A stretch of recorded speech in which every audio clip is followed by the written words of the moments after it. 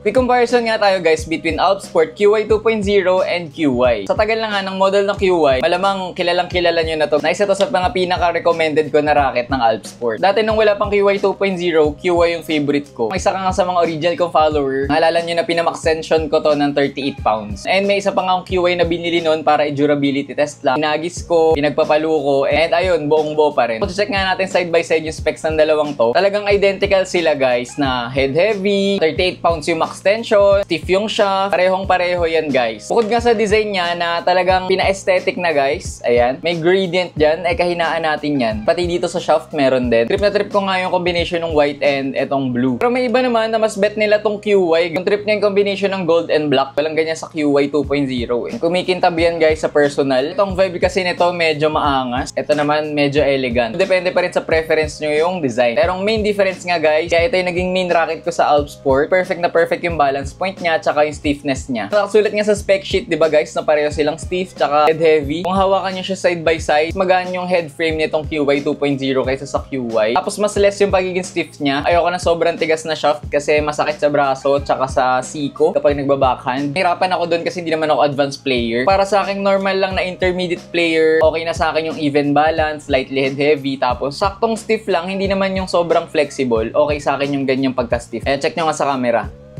Kaya ito yung nagustuhan ko guys kasi medyo hawig siya dun sa main racket ko na Arc Saber 11 Pro. Ito guys yung ginagamit ko sa Yonex, Arc Saber 11 Pro. Syempre medyo malayo yung price sila ng QY 2.0, diba? Itong dalawang to niro-rotate ko minsan kapag chill game, kapag bakbakan, palipat-lipat ako sa dalawang racket na to. Kasi nga medyo hawig sila ng feel. If mas sanay and mas gusto niyo yung head heavy, baka QY yung para sa inyo guys. Pero kung gusto niyo yung medyo balance lang at slightly head heavy lang ang feel, pwede tong QY 2.0. Ayun lang quick comparison natin guys. Request ko nga sa Alpsport na sana magka-sale ng malala dito sa QY and QY 2.0. Kaya abangan nyo na lang guys, ilalagay ko na lang dyan yung yellow basket sa baba at ilalagay ko yung link sa first comment. Check nyo na lang.